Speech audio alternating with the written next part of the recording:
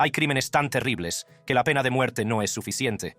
Tome el Green River Killer, por ejemplo, que mató a más de 70 mujeres durante 2 décadas, o Brian Nichols, que se dedicó a matar en una sala de vistas. Para estos criminales, tanto el juez como el jurado decidieron que cumplieran el resto de sus vidas en prisión por condenas que ni siquiera 5 vidas podrán completar. Primero, Gary Ridgway. Déjenme contarles una historia que les estremecerá hasta los huesos. La historia de Gary Ridgway, más conocido como el asesino de Green River. Puede que su nombre no te suene tanto como el de algunos infames asesinos en serie, pero ¿sus crímenes? Son el material de las pesadillas. A principios de la década de 1980, Ridgway comenzó una espeluznante serie de asesinatos de mujeres jóvenes y niñas, a menudo fugitivas o trabajadoras del sexo. ¿Por qué a ellas? Porque eran vulnerables, fáciles de abordar, y a menudo no se les echaba de menos de inmediato. Ridgway conducía por la autopista del Pacífico Sur, atrayendo a sus víctimas con una foto de su hijo y haciéndose pasar por un padre cariñoso para ganarse su confianza. Una vez que las tenía en sus garras, las estrangulaba, a veces volviendo a visitar sus tumbas para realizar actos necrófilos. Sí, han oído bien. Este tipo no era solo un asesino. Era un monstruo en todos los sentidos. Durante años, las fuerzas de seguridad lucharon por atraparlo.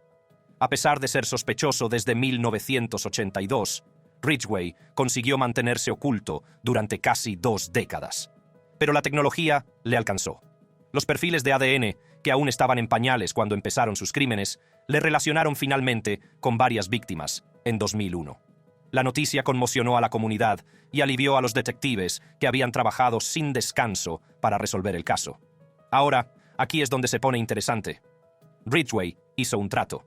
Para evitar la pena de muerte, aceptó confesar todos sus asesinatos en el condado de King y ayudar a localizar los restos de algunas de sus víctimas. Admitió haber matado al menos a 71 mujeres, pero solo fue acusado de 48 cargos de asesinato con agravantes. Cada cargo representaba una vida que él apagó, dejando familias destrozadas y comunidades atormentadas. El juicio fue triste. Las familias de las víctimas abarrotaban la sala con emociones que iban desde el dolor a la rabia. Es un animal. Deseo que tenga una muerte larga, sufrida y cruel. Ver a Ridgway sentado, sin emociones, mientras sus atroces actos quedaban al descubierto, fue casi demasiado para ellos. Los cargos fueron leídos. 48 cargos de asesinato agravado en primer grado y solicitación. Se podía sentir el peso de cada palabra. Cuando el juez finalmente sentenció a Ridgway, no se inmutó. Le dieron 48 cadenas perpetuas consecutivas, sin posibilidad de libertad condicional. Así es, 48 vidas por 48 personas inocentes. Y sin embargo, mientras se leía la sentencia, Ridgway se sentó allí, completamente desprovisto de emoción, sin lágrimas, sin disculpas. Era como mirar a los ojos de alguien completamente ajeno a la humanidad. Uno de los momentos más escalofriantes se produjo cuando el tribunal reprodujo un vídeo de la confesión de Ridgway. En su tono frío e indiferente, describió el asesinato de Shonda Summers y el abandono de su cuerpo cerca de los límites de un aeropuerto.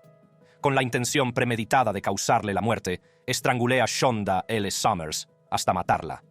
La recogí, planeando matarla. Después de matarla, dejé su cuerpo cerca del límite norte del aeropuerto SeaTac. ¿Es esa su declaración? Sí, lo es. ¿Es cierta? Sí. La falta de remordimiento en su voz provocó escalofríos en todo el mundo. Las familias se sentaron allí, lidiando con el horror de conocer el alcance de su depravación. Pero incluso con su condena, las cicatrices que dejó están lejos de curarse. Algunas familias encontraron consuelo, sabiendo que nunca volvería a salir libre. Pero para otras, sus crímenes reabrieron heridas que quizá nunca se cierren del todo. Para colmo, Ridgway admitió haber matado a entre 65 y 70 mujeres, lo que significa que aún hay casos sin resolver vinculados a su nombre. Las familias de esas víctimas desaparecidas siguen buscando respuestas, desesperadas por cerrar el caso. ¿Y Ridgway? Pasará el resto de sus días en prisión, donde nunca volverá a ver el mundo exterior. Es un destino peor que la muerte. Honestamente, sin posibilidad de libertad condicional, sin libertad, solo días interminables en una celda con nada más que sus retorcidos pensamientos como compañía. Pero de alguna manera, su historia palidece en comparación con Ryan Stone. Sí. Mi abogado me dijo que fui noticia en el Reino Unido y Australia. La historia de este tipo parece sacada de una película de acción, pero el final, no tan glamoroso. Imagínese esto. Un hombre de 30 años que saltó a los titulares por conducir a la policía en una de las persecuciones en coche más salvajes que Colorado haya visto jamás. No solo iba a toda velocidad por la autopista, Ryan acumulaba delitos como si fueran puntos extra en un videojuego.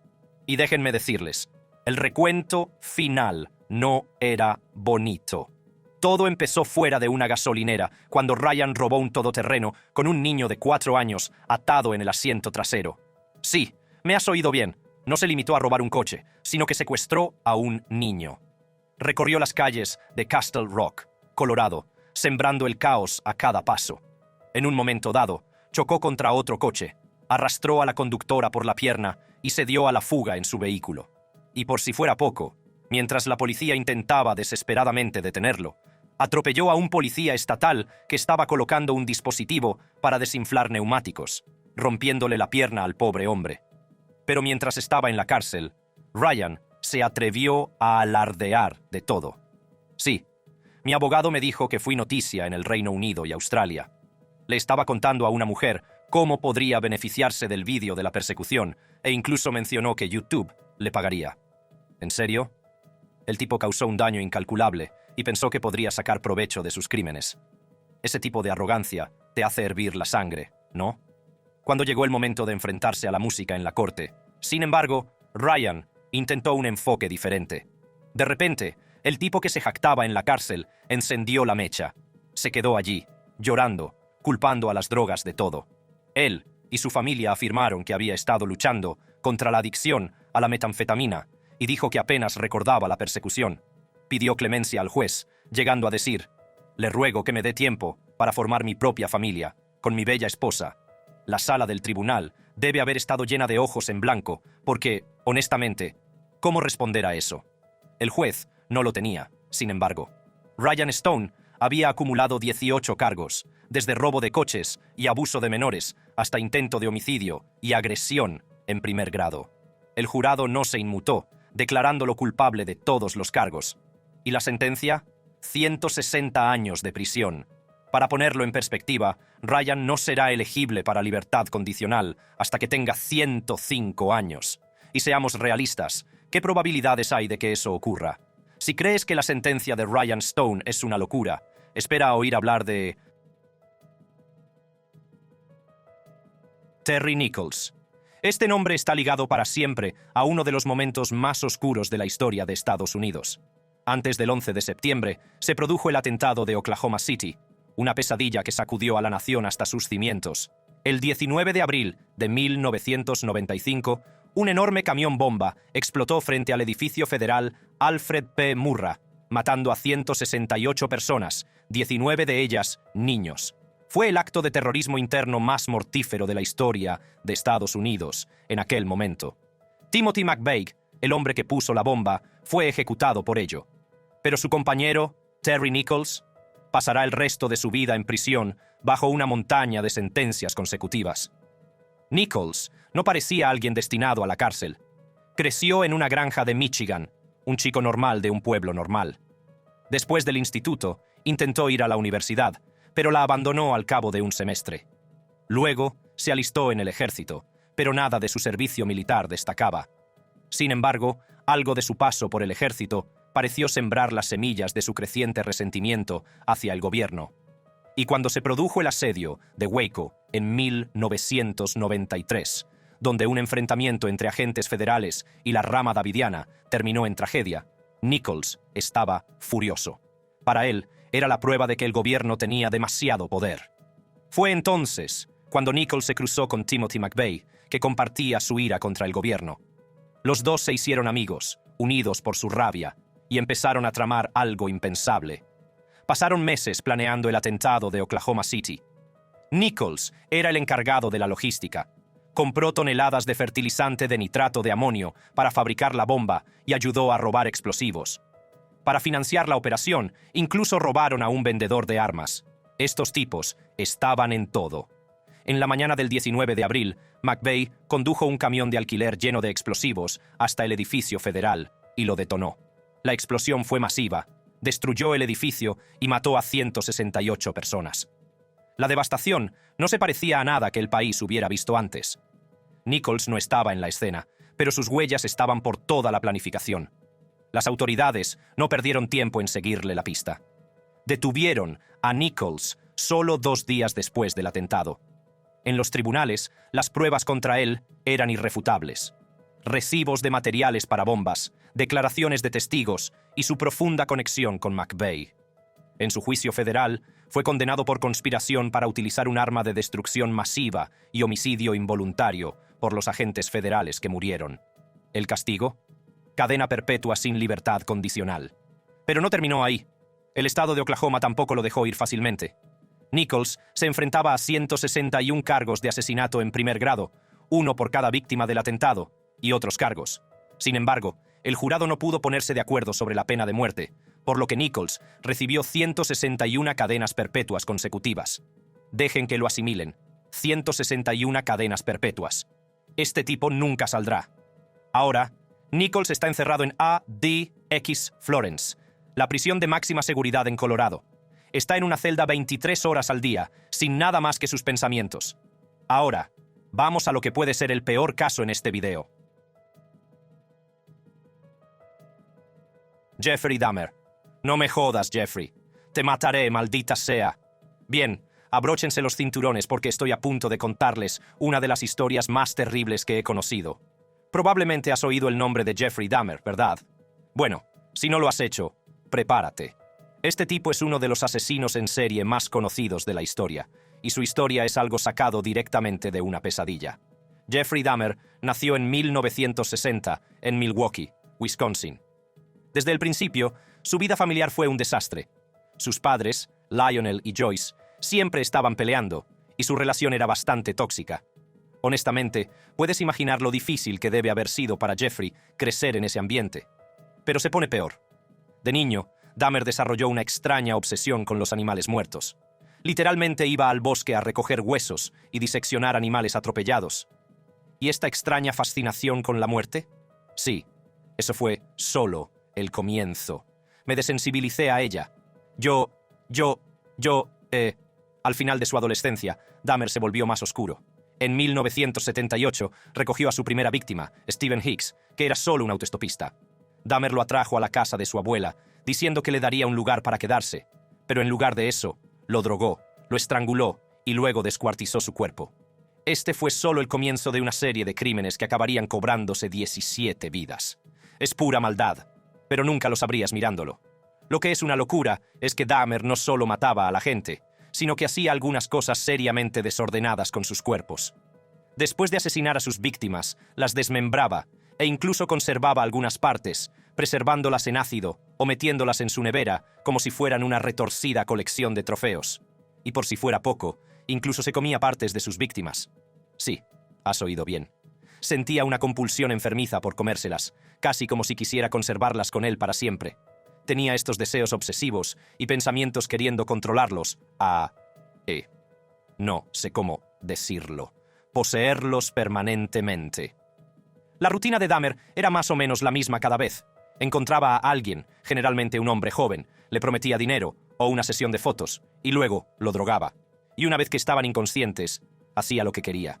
Lo más loco, la gente a su alrededor ni siquiera sospechaba lo que estaba pasando.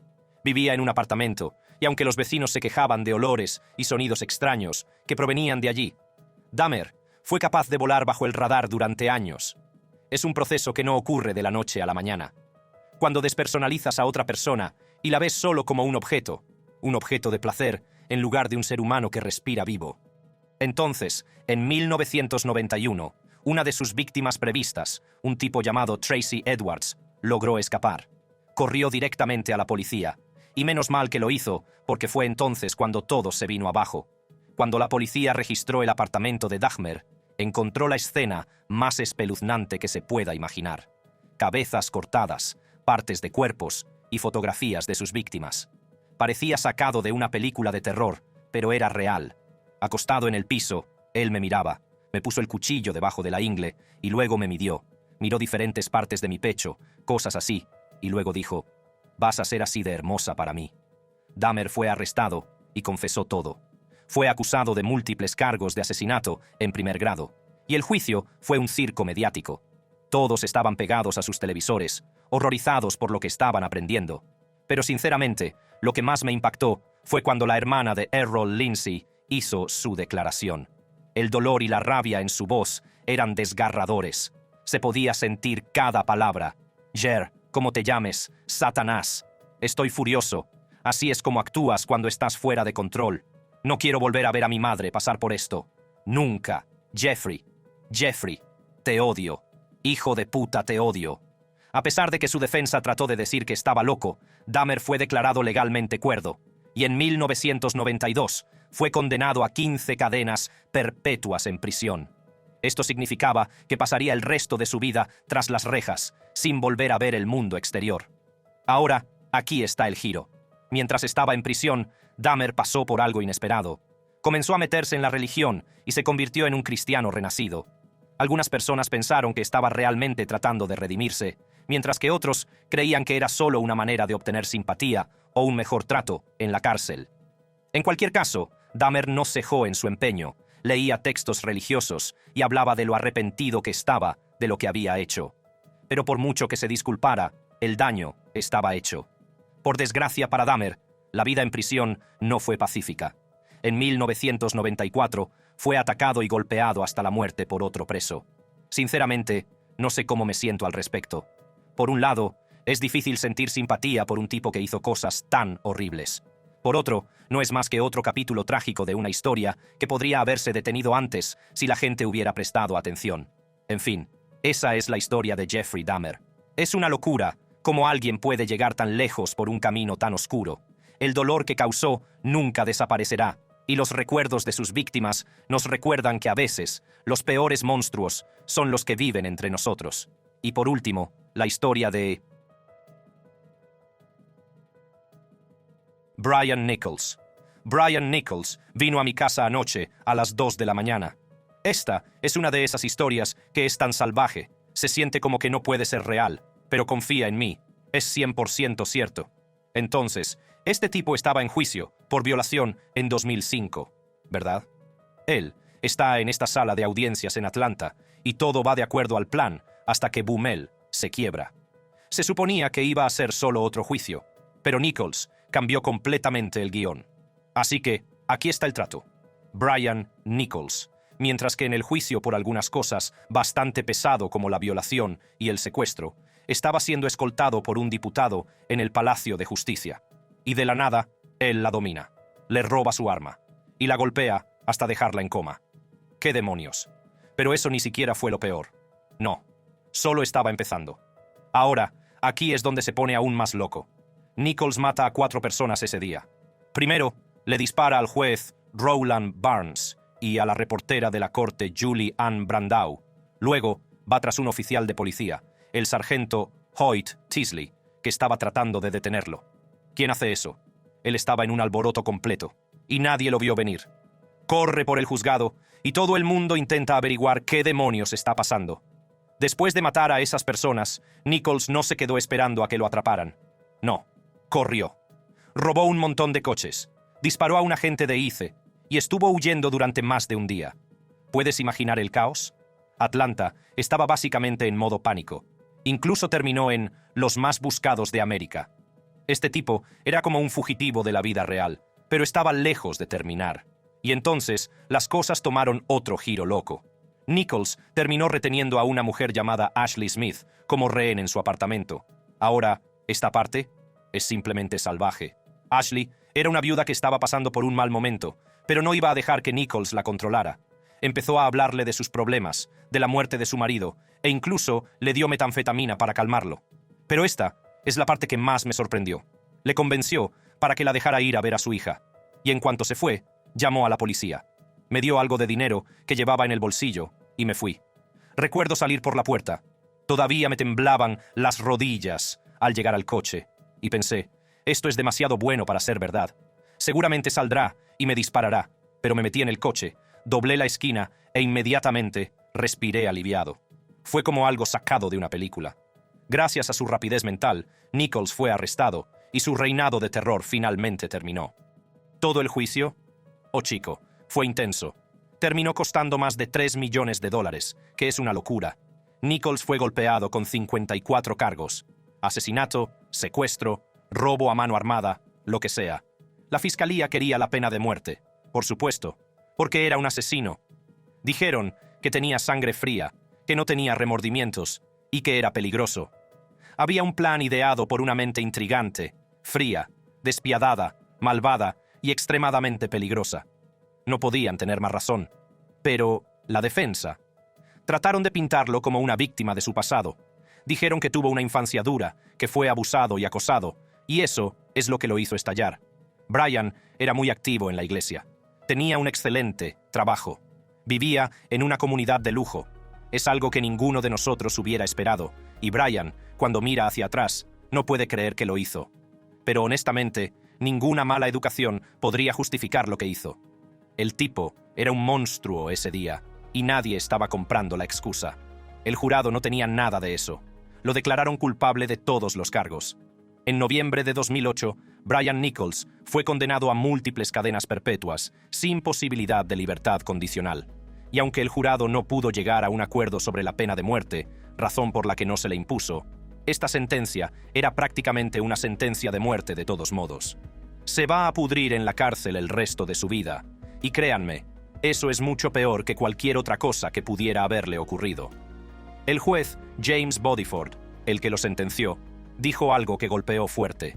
Dijo: si pudiera darte algo más, lo haría.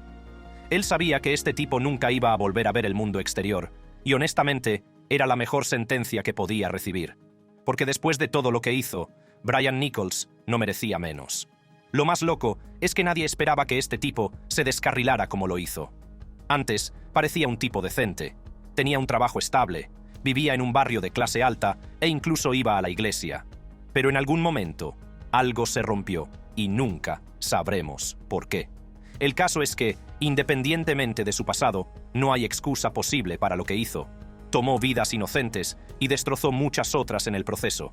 Así que sí, Brian Nichols está encerrado de por vida ahora. Nunca volverá a ver la libertad. Y en cierto modo, esa es probablemente la peor sentencia que podría recibir. Es un recordatorio de que a veces, una vida entre rejas puede ser mucho peor que la muerte. Porque mientras aún respira, está atrapado en una jaula, y ese es su castigo para siempre. Gracias por acompañarnos hoy. Echa un vistazo a nuestros otros vídeos para ver más contenido emocionante.